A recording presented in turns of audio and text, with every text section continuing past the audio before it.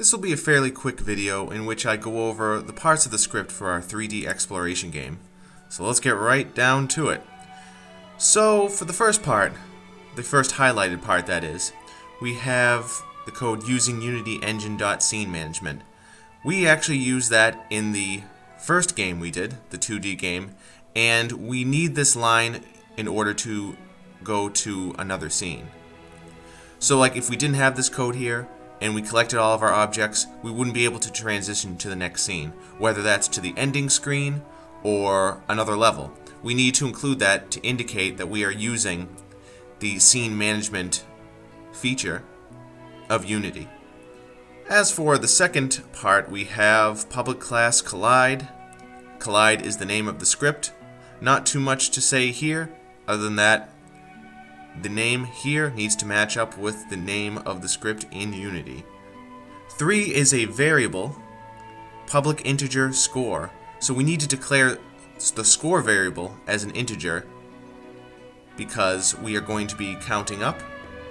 And we're not using decimal places for this, so we don't need to call it a float. We can just stick with integer. Then the next variable, the fourth part, public text score text.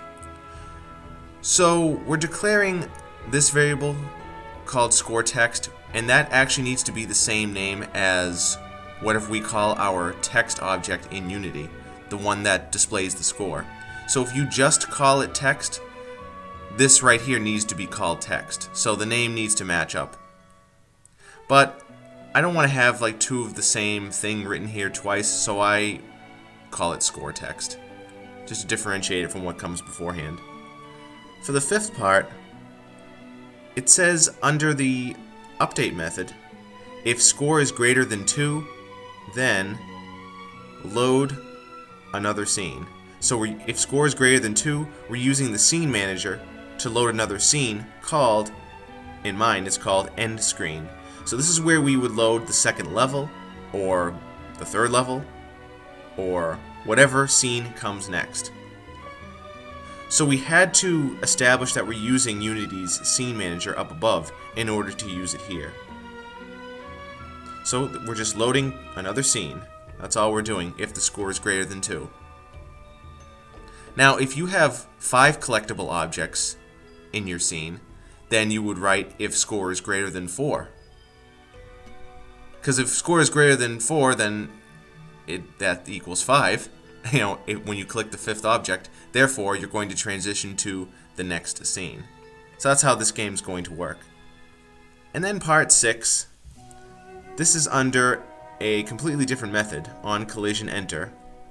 We see the word collision here a lot. And this is establishing what's going to happen when we collide with an object.